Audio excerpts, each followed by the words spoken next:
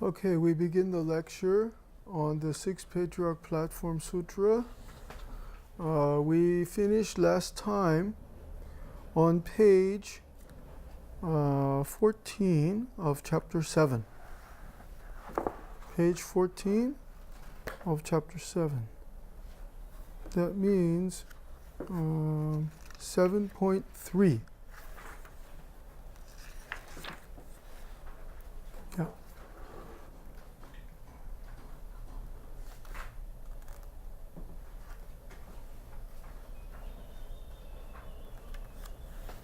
Let's see. In April, we studied page 220.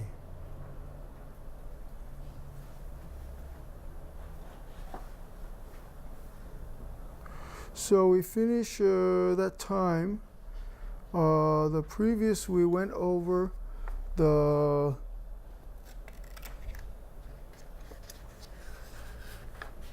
(7.29) about the Zen master Huirang, and he met the patriarch, and when he bowed to the patriarch, patriarch asked him, "Where do you come from?" And he said, "From Sungsan, from Song Mountain," he replied. And the patriarch then asked, "What thing comes here, and how does it come if you say it is a thing that is already a mistake?" So that cannot be attained by practicing, asked the patriarch. It is not impossible to attain it through practice. However, it is not possible to taint it. Okay? So, this is a very important point. This untainted thing that all the Buddhas take care of, we talked about this last time, is just this untainted thing that all the Buddhas take good care of. What is this untainted thing that all the Buddhas take good care of? This is what the patriarch talked about, and this is what the Huirang said. If you say it as a thing, that's already a mistake. So if you describe it as a thing, there's already a mistake. But can it be attained? And he said it's not impossible to attain it. So you can attain it, but it's not possible to taint it. So you can attain it, but you cannot taint it. There's two interesting words here: attain and taint. What does the word attain mean? Attain means to get it, to awaken to it, to get something from it.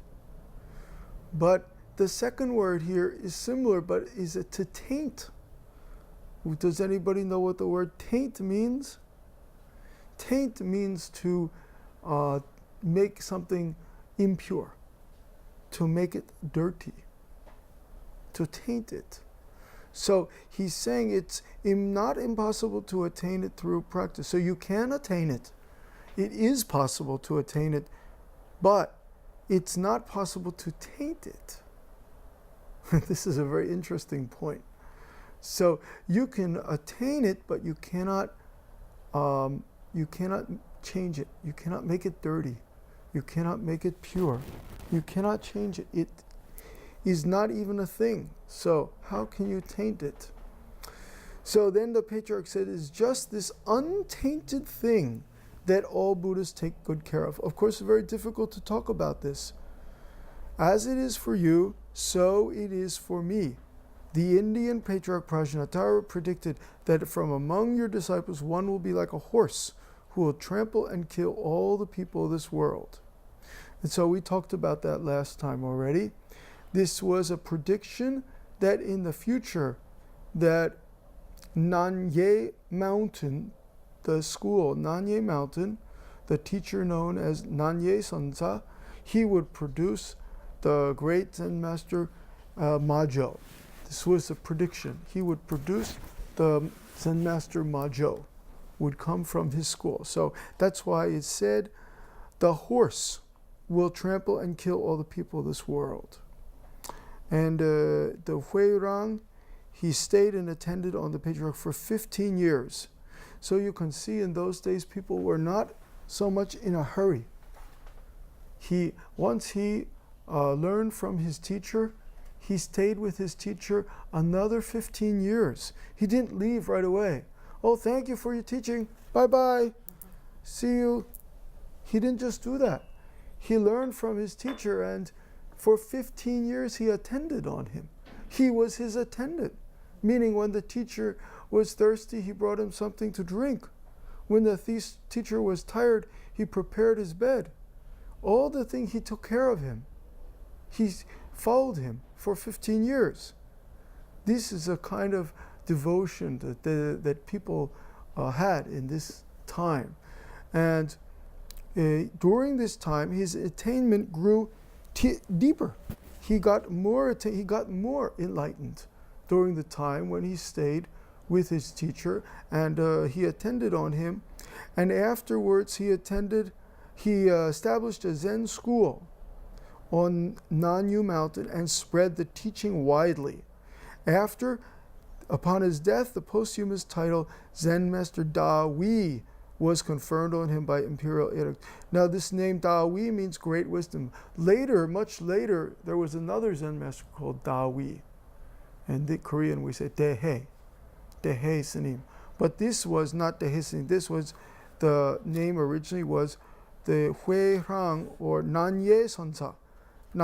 If you look on the patriarch's record, it says Nanye Huirang Sonsa.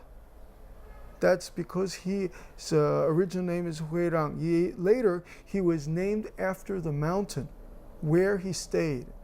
In China, it was the custom that when somebody became the Zen master and they lived on a certain mountain, certain place, they are named after that mountain.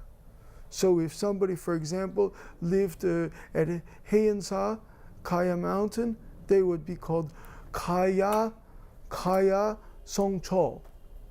We all know about Songchol Snim, who stayed on at Heiansa Temple, but nobody called him Kaya Songchol. But if he was in China, the custom was the master got the name of the mountain. So he would be called like Kaya Songchol. Or if I became master where I live now at Musangsa, on Karyong, I'd be called Karyong Mushim. They call me Karyong Mushim. Hey, Karyong, come over here. You know? So this was the case with this Nam Hui Sonsa. He stayed on the Nam Ye mountain and spread the teaching widely. And he is known as one of the great successors to the sixth patriarch. He is known as the heir of the sixth patriarch Dharma. And his lineage continued down through China and into Korea. So the first Korean patriarch is who? Do you know? Today you're all Korean, so I must test you. Who is the first Korean Zen patriarch? No. Doi Sonsa. Yes, this is a first maybe great monk in Korea, but first the actual patriarch who received the Dharma from China is a Taego Bo'u. Taego Bo'u Sonsa. He is considered the first patriarch of Korea, Chosa. Taego Bo'u. Of course, the Doi Sonsa was earlier than Taego. But Doi Sonsa is, we don't understand whether he was just what kind of teaching he had. It's not just a Zen, more like a general Buddhism teaching. But the Taego Bo'u Sonsa was the first Zen patriarch of Korea, and he traced his line to this Nan Huirang Sonsa. This is how some people, of course, there are people who say that the sixth patriarch's Dharma went through earlier. There's not just one way to trace the lineage. But what I learned is from my teacher is the Taego Bo'u Guksa, the first great Korean patriarch who went to China and received the Dharma of China's monks received the Dharma and came back to Korea. Daego. So we see in this chapter 7 of this book, many different masters came and visited the sixth patriarch, many different monks, and many of them had the good fortune to meet the great master, like the Huineng, like the sixth patriarch. They had the good fortune. They meet him and get enlightenment. And many of them stayed with him for quite some time. They stayed close to him, and they get the benefit of his presence. So we look in this chapter, there are many accounts. The title of this chapter is Temperament and Circumstances. And the many account of how different monks and masters, they came to visit the sixth patriarch. And here's another one, the Dhyana master, Yun Guak of Wing Ka. He was born of the Thai family, and he studied sutras. He studied in particular Vipassana. All of you know what Vipassana is? Yeah, Vipassana meditation. And he studied Tendai school, and he was reading the Vimalakirti Sutra, and he clearly realized his own mind. Vimalakirti Sutra is, we say, Yumagyong. Yumagyong. He reading the Vimalakirti Sutra, and he attained some awakening. And one day, another disciple of the patriarch by the name of Unchak happened to pay him a visit, and he noticed that every utterance of his friend, everything he said, was agreed with the sayings of the various patriarchs. So he noticed that what his friend said, everything is just like from the patriarch's book. And he asked him, "May I know the name of the teacher who transmitted the Dharma to you?" And then Yongguak said, "I had many teachers to instruct me when I studied the sutras and commentaries, but afterwards it was through reading the Vimalakirti Sutra that I attained the teaching of mind-to-mind school. However, I have not yet had any teacher to verify and confirm my attainment." So what he said was, basically he said, I had many different teachers, but it wasn't until I read the Yumagyong, the Vimalakirti Sutra, that I actually had some awakening. I got some enlightenment when I was reading these Vimalakirti Sutra. Then Unchak, Unchak is the disciple of the sixth patriarch, he said to him, "Before the time of the first Buddha, Bhishmagarajitra Raja," a very difficult name. Before the time of the first Buddha, which means very long time ago, it was possible to dispense with the service of a teacher.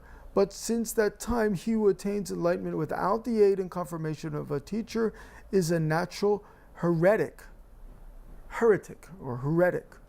What does this mean? This means if you just read a book and say, I got enlightenment reading the book, and you don't go to visit the enlightened master, then you are not really, you are not the one who can say that they are a good teacher.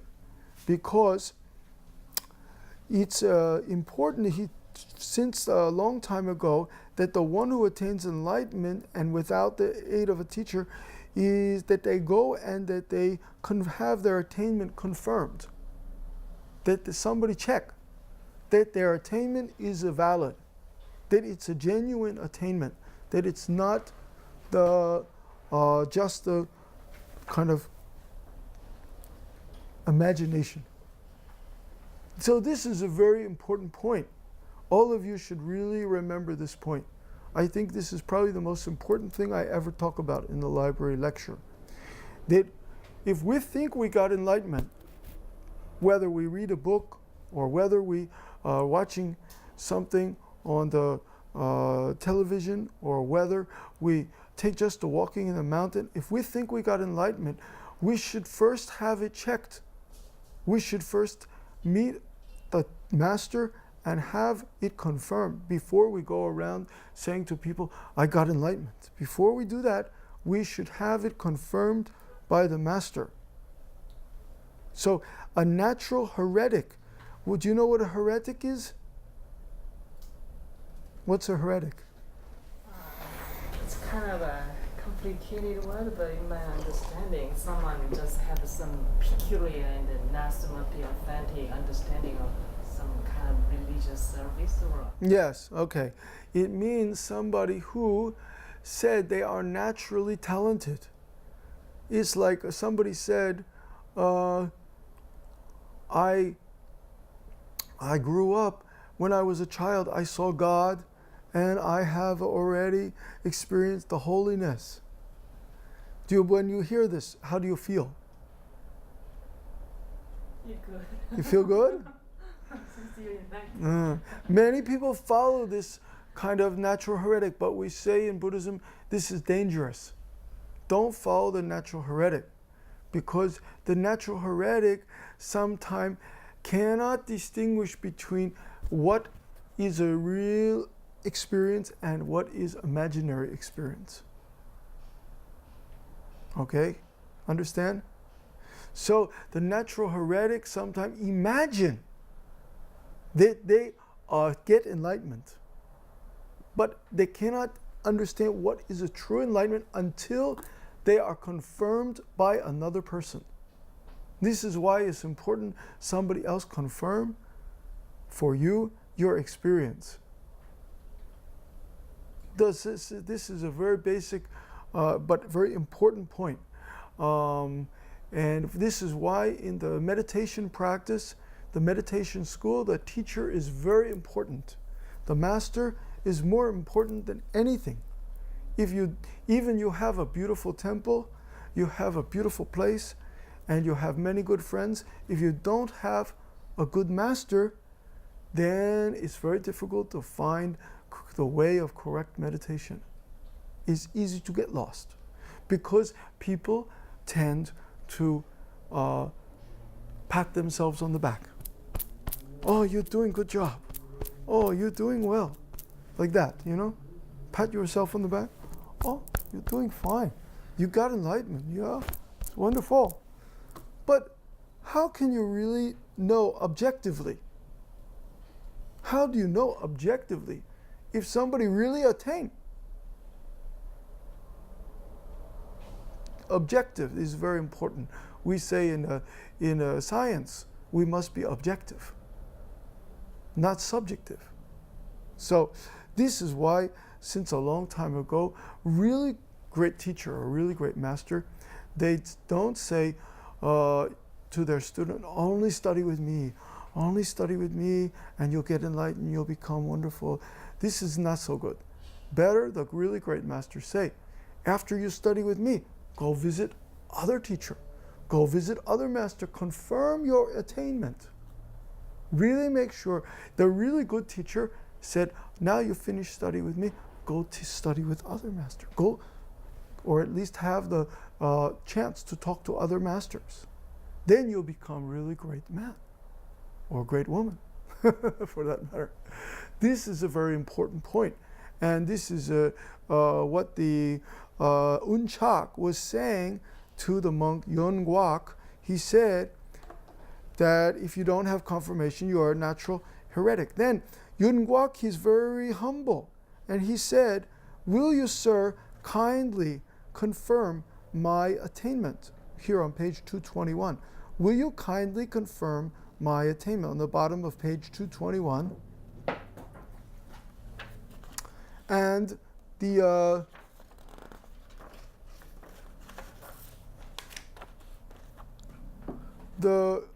Unjak said, my words carry no weight. In Sao Kai, there is the sixth patriarch to whom visitors in great numbers come from all directions, with a common intent of having the Dharma transmitted to them. Should you wish to go there, I shall be pleased to accompany you. So he said, my words are not important. He's not really known very well, Unchak. But if you visit the sixth patriarch and you have him confirm your attainment, this is different. This is more, means more. So after they arrived, the Yungwak, he circled the patriarch 3 times. 3 times he walked around, sixth patriarch, raised his staff and hit the floor. Then he just stood there without the bowing. He did not bow. He 3 times go around him. Then just stand there. But the patriarch, he said, as a Buddhist monk, as a Shramana monk, you are the embodiment of 3,000 rules of etiquette and 80,000 minor disciplinary rules. I wonder where you come from and what makes you so arrogant. Why are you so arrogant? He asked. Where you come from? Why are you so arrogant? This question is, you are a Buddhist monk, but you are very arrogant. You're, like that. How can you be like that? But this Yungwak, he said, the question of life and death is a momentous one. Death may come at any moment. I have no time to waste for ceremony. This is interesting. He said, I don't have any time to bowing. I have no time to bow. Maybe life and death soon finish. Okay? But the sixth patriarch, he said, why don't you attain the substance of no birth? Then the problem of death and its coming will not concern you anymore. So, this is a very important point. But Yungwak said, since substance has no birth, the basic problem of death, and when it comes, is solved. Okay, so basically, what they are talking about is the area of no birth and no death. Because if you have birth, then you have life. And if you have life, then you also have death. If you have no birth, then no life, then no death. So everything in this world is made up of opposites: birth and death, man, woman, high and low, sky and ground. If you don't have one opposite, you take away one opposite, then the other cannot exist by its own. Are there any questions today?